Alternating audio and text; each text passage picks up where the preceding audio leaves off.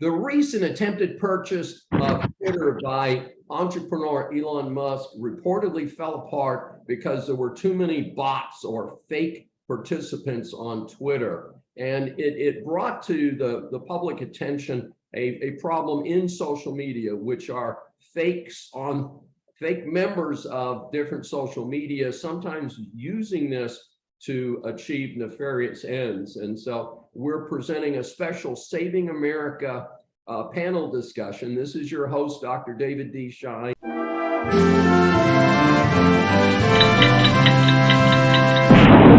Now, the case involving my client here in Atlanta, sophisticated individual. I would never, now that I've got to know him, I would never thought he would have been defrauded by something like this. But it was an attractive Asian female, which is a common scenario, and that's what happened to him. Befriended him. They first started talking about gym exercises and working out and health and eating right and healthy. And then she referred to, my uncle has this investment where he's working well. This is where it gets tricky and some red flags should start going up. Wanted him to invest using cryptocurrency. They were speaking on WhatsApp. Now WhatsApp is encrypted end to end. So it's very hard now when you want to, law enforcement needs to trace this. It's hard to find these calls and find out who you're talking with. So they were using WhatsApp, paid for it in Bitcoin. And then my client was trading in precious metals, primarily gold. And on a platform on the phone where he could see what his investments were and they were doing well. So he invested more and more money.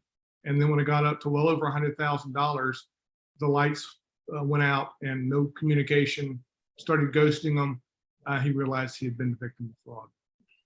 So now that I've researched this and see how this works, this is fraudsters change their modalities and exactly how they do this in the platforms and in the techniques.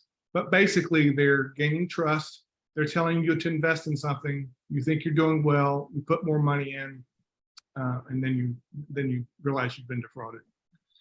Now we brought this case to the FBI and currently being pursued, but chances are not hopeful. First of all, these actors are probably overseas, highly probable. Some of them in the Southeast Asia area where a lot of these frauds are happening, but it could be anywhere. It could be former Russian republics, could be Russia, could be in the US, it really could be anywhere. Because of the techniques they're using WhatsApp and cryptocurrencies. Now, my client used Bitcoin, which is very traceable. That's misunderstanding that you can't trace cryptocurrencies. Some you can, some you can't. But Bitcoin is very traceable. However, that just because you can trace it doesn't mean you know which wallet it's going to and who's the owner. Mm-hmm. So it makes it very difficult for these individuals to recoup their monies. Former friend of mine and current head of the San Francisco office was just recently interviewed by some of the media, and they're seeing a big spike in this LinkedIn fraud. I'm sure it's in San Francisco, but it's everywhere across the US and probably the world. Mm-hmm. So that's LinkedIn, where they're targeting you specifically. Super. Thank you so much, both of you. You've been our great guests on the special episode of Saving America, talking about social media fraud. This is your host, Dr. David D. Shine. If you've enjoyed this episode, please subscribe on your favorite podcast or webcast platform.